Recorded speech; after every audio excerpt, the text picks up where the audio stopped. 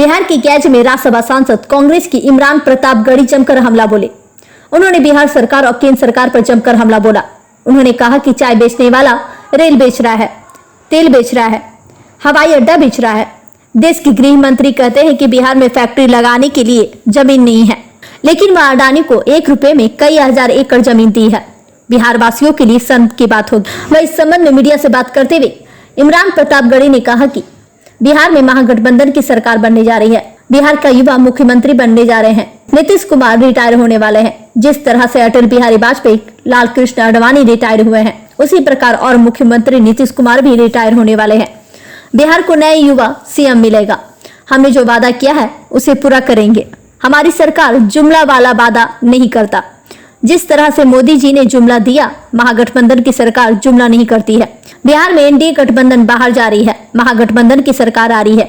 तेजस्वी यादव मुख्यमंत्री बनने जा रहे हैं। पूरे बिहार में गोलियां चल रही हैं, लाशें बिछ रही हैं। जनता महागठबंधन पर भरोसा जता रही है, तेजस्वी यादव पर भरोसा जता रही है और राहुल गांधी पर भरोसा जता रही है। जिस तरह से 2025 में महागठबंधन की सरकार बनने जा रहा है, उसी प्रकार 2029 में देश में राहुल गांधी प्रधानमंत्री बनने जा रहे हैं। गैस से मगधभूमि न्यूज के लिए मनोज कुमार की रिपोर्ट। देश के खजाने की चाबी सौंप दो, मैं देश नहीं लूटने दूंगा। अब तो मैं हर जगह जाके उनसे पूछता हूँ, पार्लियामेंट में सामने बैठे रहते हैं तो पूछता हूँ कि कहाँ सोया है चौकीदार, कहाँ सोया है चौकीदार। पेट्रोल और डीजल की कीमत रही सैकड़ा मार, कहाँ सोया है चौकीदार, कहाँ सोया है चौकीदार। के चाय बेचने वाला पूरा भारत बेच रहा है।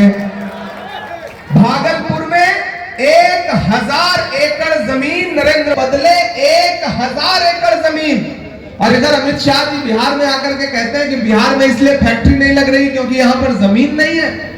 इससे ज्यादा बिहारी अस्मिता का अपमान क्या हो सकता है कि चाय बेचने वाला पूरा भारत बेच रहा है। इसी काम में हासिल उसे महारत बेच रहा है। कि रेल बिक गई, तेल बिक गया, बिका हवाई अड्डा। सही बात है कि नहीं? सही बात है कि नहीं? तो अगली लाइन पे यहां से वहां तक तैयार रहिएगा कि रेल बिक गई, तेल बिक गया, बिका हवाई अड्डा। सब कुछ बिकता देख के खुश है अपने जेपी नड्डा। के जनता महंगाई की मारी करती हाहाकार, कहाँ सोया है चौकीदार, कहाँ सोया है चौकीदार। और ताली अगली पंक्ति में बजनी चाहिए। बिहार में बन जाएगी तेजस्वी सरकार, कहाँ सोया है चौकीदार, कहाँ सोया है चौकीदार। उठाइए अपना एक एक हाथ में। ये सारी साजिशें ढह जाएंगी। कैंची से चरागों को लवे काटने वाले तो मिटोगे। तुम फूल को चुटकी में मसल सकते हो, लेकिन खुशबू को बिखरने से नहीं रोक सकोगे। इस बार मोहन श्रीवास्तव के हैं जो लोगों के सर से छत छीन रही है। और महागठबंधन कह रहा है कि जिसके पास घर नहीं होगा, जिसके पास जमीन नहीं होगी, उसको 5 डिस्मिल जमीन सरकारी तौर पर फ्री में दी जाएगी। इसलिए भी मैं आपसे अपील करता हूं, भाई बहन सम्मान योजना इतनी शानदार योजना है।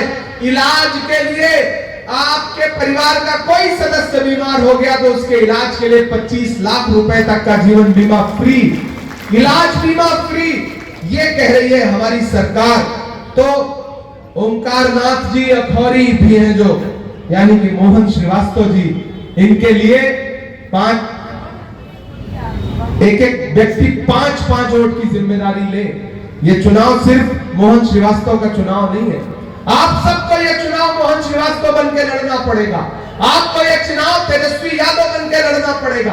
आपको ये चुनाव मुकेश सहनी बनकर लड़ना पड़ेगा, एपी गुप्ता बनकर लड़ना पड़ेगा। आपको ये चुनाव मोहब्बत का मसीहा जो राहुल गांधी है, उस राहुल गांधी की तरह इस चुनाव को लड़ना पड़ेगा। और मोहन श्रीवास्तव को दिया गया एक एक वोट राहुल जी को मिलेगा, खड़गे जी को मिलेगा, प्रियंका जी को मिलेगा, तेजस्वी जी को मिलेगा। और आपके बीच में मैं आया हूं। अभी थोड़ी देर में हमारे साथी सचिन भाई भी आ रहे हैं, तो हम सबके ऊपर भी आपका दिया गया एक कोट एहसान होगा, ये अपील करने के लिए आपके बीच में आया हूं। मैंने सुना है बहुत सारी सियासत है, परिंदा है, शिकारी है, अदावत है, सियासत है, परिंदा है, शिकारी है, मगर इन सारी चीजों पर मोहब्बत अब भी भारी है। तो मोहन श्रीवास्तव के लिए जो आपकी मोहब्बत है उसको लेकर के घरों से बाहर निकलिए। आज से ये चुनाव खुद लड़िए।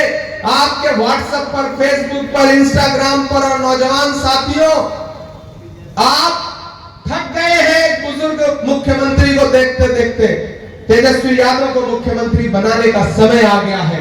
एक नौजवान को मुख्यमंत्री बनाने का समय आ गया है, जो बिहार को पुरानी सोच से आगे निकाल करके नौकरियों की बात करता है, जो कहता है कि हमारी सरकार आई तो पेपर लीक नहीं होगा, हमारी सरकार आई तो नौजवानों को पलायन नहीं करना पड़ेगा। यह है ईवीएम मशीन, और इस ईवीएम मशीन में एक नंबर पर पहले से ही हाथ छाप यानी कि पंजे का निशान है एक नंबर पर। तो जो एक नंबर पर ईवीएम मशीन पर पहले से है, उसको गिनती में भी एक नंबर पर रखने की जिम्मेदारी आप सारे लोगों की है। यहाँ जो भी बुद्धिजीवी लोग बैठे हैं, दानिश्वर लोग बैठे हैं, मैं आपसे अंत में एक बात कहना चाहता हूं, अपने लोगों से भी एक बात कहना चाहता हूं, अपने चाहने वालों से भी एक बात कहना चाहता हूं कि इस देश में जब नफरतें उफान पर थी, तब पूरे देश में एक शख्स खड़ा हुआ 7 सितंबर 2022 को कन्याकुमारी में समंदर के किनारे, और उस व्यक्ति ने कहा कि मैं 4000 किलोमीटर पैदल चलूंगा, बस एक नारा लगाऊंगा, नफरत छोड़ो, भारत जोड़ो। मैं अपने उसूलों की कसम देता हूं, मैं तुम्हें अपने उसूलों की कसम देता हूं, मुझको मजहब के तराजू में न तौला जाए, मैंने इंसान ही रहने की कसम खाई है, मुझको हिंदू या मुसलमान न समझा जाए। एक व्यक्ति जो जीती जागती मिसाल है आपके बीच में, हिंदू मुस्लिम सिख ईसाई सबकी एकजुटता की मिसाल है। एक व्यक्ति जो लोगों को साथ लेकर के चलना चाहता है, वो आपसे एक बार सेवा का अवसर मांग रहा है। ऐसे में मैं इस शहर के जिंदा दिल लोगों को पुकारता हूं और उनसे गुजारिश करता हूं कि एक बार मोहन भाई को मौका दीजिए। डिप्टी मेयर रहते हुए इन्होंने जो कुछ उल्लेखनीय काम किए हैं, सोचिए अगर ये विधायक बन गए और जितने तेज तर्रार हैं, सरकार बन गई तो ये सिर्फ विधायक बन के नहीं मानेंगे, ये तो आप जानते ही हैं। और मुझे पूरा विश्वास है, मैं बिहार के अलग अलग इलाकों से होता हुआ यहाँ पहुंचा हूं। ये टीवी चैनल वाले आपको टीवी पर कुछ भी दिखा रहे हो, कोई भी लहर बता रहे हो, लेकिन सच्चाई ये है कि मैं बछवाड़ा से लेकर के, नालंदा से लेकर, बिहार शरीफ से लेकर, खगड़िया से लेकर, दतिया से लेकर, पूर्णिया से लेकर, कस्बा से लेकर, धमदाहा से लेकर के, राजा पाकर से लेकर के, दीघा से लेकर के, फुलवारी शरीफ होता हुआ यहाँ पहुंचा हूँ। और मैं पूरे बिहार के एक एक इलाके का माहौल देख करके आपको बता रहा हूं साथियों कि ये सारे टीवी चैनल झूठ बोल रहे हैं। बिहार में एक तरफा महागठबंधन की सरकार बनने जा रही है, एक नौजवान मुख्यमंत्री बिहार को मिलने जा रहा है। एनडीए का कुंबा आपस में बिखरा हुआ है। चिराग कह रहे हैं कि हम अपनी रोशनी नीतीश जी को बिल्कुल नहीं देंगे, उधर जेडीयू वाले कह रहे हैं कि पिछली बार 2020 में जो किया था चिराग जी आपने, अब उसका बदला लेने का समय आ गया है। और इधर सम्राट जी हैं कि सोच रहे हैं कि अब मुरेठा खोलना पड़ेगा। तो आप एक चीज जान लीजिए साथियों कि नीतीश जी तो अलग ही भविष्यवक्ता और आहट को पहचानने वाले व्यक्ति हैं। मैं जब आया बिहार चुनाव प्रचार में था तो मुझसे सुबह मीडिया के साथियों ने पूछा कि इमरान साहब नीतीश जी के बारे में क्या कहेंगे। मैंने कहा मैं तो जब से बिहार आया हूं भोजपुरी का एक गाना बहुत सुन रहा हूं कि छन छन बदले तोहरे मिजाज रजऊ, दगाबाज रजऊ, उड़नबाज रजऊ, धोखेबाज रजऊ। तो मैंने कहा ऐसा लग रहा है जैसे ये गाना उन्हीं के लिए बनाया गया हो। इसलिए साथियों आपसे कह रहा हूं कि इस बार माहौल बहुत अच्छा है। बिहार में तेजस्वी यादव मुख्यमंत्री बनने जा रहे हैं, महागठबंधन की सरकार बनने जा रही है। ऐसे में इस आहट को पहचानिए और मोहन श्रीवास्तव जी को आपने असेंबली पहुंचा दिया तो आप समझ लीजिए कि एक व्यक्ति जो बिना ताकत पे रहे डिप्टी मेयर सिर्फ जैसी पोस्ट लेकर के भी आपकी कितनी सेवा करता है, अगर वो व्यक्ति विधायक बन गया और विधायक बन जाने के बाद सरकार रही तो फिर गया में जो ये वायदे कर रहे हैं इनके वायदे झूठे वायदे नहीं है, ये आपको भरोसा रखना पड़ेगा। कोविड के दौरान जिस व्यक्ति ने सांसें बांटने का काम किया हो, जिस आदमी ने कोविड में ऑक्सीजन बांटते समय यह नहीं पूछा हो कि आप हमारी पार्टी के हो कि दूसरी पार्टी के हो, जिस आदमी ने कोविड में आपको सांसें बांटते समय यह नहीं पूछा हो कि आपका धर्म क्या है, आपका मजहब क्या है, तो मैं आप सबसे गुजारिश करूंगा साथियों कि मोहन भाई को एक बार मौका दीजिए और अगर आपने इन्हें मौका देकर के पहुंचाया तो एक चीज जान लीजिएगा कि अगर 14 नवंबर को रिजल्ट आया और बिहार के मुख्यमंत्री 14 नवंबर 2025 को तेजस्वी यादव बने तो आने वाले दिनों में 2029 में देश की गद्दी पर यानी कि देश के प्रधानमंत्री राहुल गांधी बनेंगे। इस बात से कोई रोक नहीं सकता है। ये बांटने की कोशिशें करते हैं और एक तरफ मोहब्बत का वो मसीहा खड़ा है जिसका नाम राहुल गांधी है, जिसने कन्याकुमारी से कश्मीर तक 4000 किलोमीटर पैदल यात्रा की और एक नारा लगाया, नफरत छोड़ो भारत जोड़ो। जिसने एक नारा लगाया कि मुझे नफरत के बाजार में मोहब्बत की दुकान खोलनी है।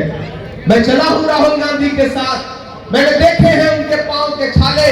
सुबोध कांजी चले हैं राहुल जी के साथ, उन्होंने देखे हैं उनके पांव के छाले। जब मैं राहुल जी के साथ चलता था तो मुझसे मीडिया के साथ ही कहते थे कि इमरान साहब आप तो शायर पहले हैं, सांसद बाद में हैं, राहुल गांधी के साथ चल रहे हैं, क्या कहेंगे? तब मैं उनसे कहता था कि जो हर जालिम से टकराएगी वो आंधी बनाऊंगा, जो हर जालिम से टकराएगी वो आंधी बनाऊंगा। नए अंग्रेज आए हैं, नया गांधी बनाऊंगा। जो नया गांधी जो इस देश में लगातार संविधान बचाने की लड़ाई लड़ रहा है, आपके वोटों के अधिकार की लड़ाई लड़ रहा है, उस व्यक्ति को ताकत देने के लिए और उस व्यक्ति ने मोहन जी को अपना नुमाइंदा बना करके, अपना प्रत्याशी बना करके आपके बीच में भेजा है।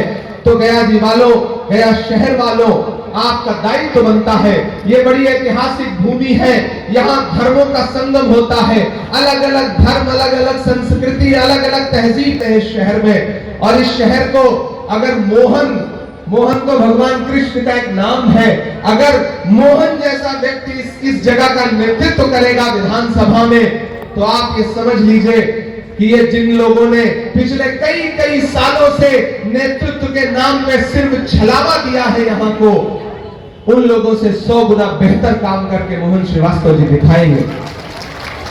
यहाँ बड़ी तादाद में मेरी माएं बहनें बैठी हैं। एक बात आपसे कहना चाहता हूं कि महान बादशाह सिकंदर ने जब यूनान जीता, यूनान फतेह किया, तो जीत का जश्न मनाने के लिए शहर की सड़कों पर निकला। तो उसने देखा कि पूरा शहर तो उसकी जीत का जश्न मना रहा है, लेकिन एक फकीर आदमी सड़क के किनारे बेखबर सो रहा है। सिकंदर को गुस्सा आया, सिकंदर अपने घोड़े से उतर के उस सोते हुए फकीर के पास गया और उसे जोर की एक लात मारी और लात मार के कहा कि क्यों रे फकीर, मैंने शहर जीत लिया, लोग जश्न मना रहे, तू सो रहा है? तो उस फकीर ने उम्मीदी आंखों से सिकंदर की तरफ देखा और देख करके कहा कि शहर जीतना बादशाहों का काम है, लेकिन लात मारना गधे का काम है। तो मुझे ये बताइए कि पेट्रोल डीजल 58 रुपए से 100 रुपए का हो गया तो महंगाई की लात पड़ी या नहीं पड़ी? वो आटा चावल, वो दूध दही, वो पनीर और छाछ, ये आए थे ना नारा देकर के बहुत हुई महंगाई की मार अब की बार मोदी सरकार। मैंने तो पार्लियामेंट में भी बजट सेशन में ये बात उठाई थी कि ये आए थे बड़ी बड़ी बातें करके, लेकिन ये सरकार वो सरकार है जो कफन तक पर जीएसटी लगाती है, कफन तक पर जीएसटी लगाती है। ये सरकार वो सरकार है कि जो आप सुबह जब खाना बनाने के लिए रसोई में कढ़ाई में सरसों का तेल डालती है सब्जी बनाने के लिए, तो उसके साथ आपके आंसू भी गिरते हैं, क्योंकि जो सरसों का तेल, खाना बनाने वाला तेल जो 70 रुपए का था 200 रुपए किलो बिक रहा है। इन्होंने महंगाई के अलावा कुछ नहीं दिया है। और हमारा मैनिफेस्टो, कांग्रेस पार्टी का वादा क्या है, महागठबंधन का वादा क्या है? कि 200 यूनिट बिजली फ्री रहेगी एक एक परिवार को, और 5 साल में बिहार के एक एक परिवार के एक युवा को सरकारी नौकरी देने का वायदा किया जा रहा है। और हमारा वायदा नहीं, हम वायदा कर रहे हैं तो पक्का वादा कर रहे हैं, वरना भाजपा और उनके सहयोगी दलों की एनडीए की सरकारें तो ऐसी सरकारें हैं कि अपने बच्चों को तो विदेश पढ़ने के लिए भेजते हैं और आपसे कहते हैं कि अपने बचवा से कह दो कि वो पकौड़ा तले। तो अब पकौड़ा तलने का समय तो नहीं है, हम अपना अधिकार मांग रहे हैं। बिहार वालों, ये अधिकार मांगने का समय है। ये चुनाव बिहार के उस अधिकार की लड़ाई है कि जिस विशेष पैकेज का झूठा वादा किया था नरेंद्र मोदी जी ने, आरा के मैदान में खड़े होकर के जो 1 लाख करोड़ रुपए का झूठा घोषणा किया था उन्होंने 2015 में, उसका जवाब मांगने का समय है। इसलिए मैं आप सबसे अपील करता हूं कि मोहन श्रीवास्तव जी को 11 तारीख को घर से बाहर निकलिए तो अपना एक एक वोट हाथ के पंजे के सामने, ईवीएम में कौन नंबर पे है, पहले से 1 नंबर पे है, तो आप समझ लीजिए कि जब पहले से ही 1 नंबर पे है तो आपने अगर एक एक अपना वोट हाथ के पंजे के सामने वाले बटन पे दबाया तो 14 नवंबर को जब ईवीएम खुलेगी, तो जब पहले से ही 1 नंबर पे है तो समझ लीजिए कि ऊपर वाला भी आपको एक इशारा दे रहा है कि मोहन श्रीवास्तव पहले से ही 1 नंबर पर हैं, 14 को भी 1 नंबर पर रहेंगे जब रिजल्ट आएगा तो। और पिछली बार भी तो आप चूक गए थे बहुत थोड़े वोट से। इस बार तो गठबंधन अपने मैनिफेस्टो में क्या कह रहा है कि हर गरीब को 5 डिसमिल जमीन सरकार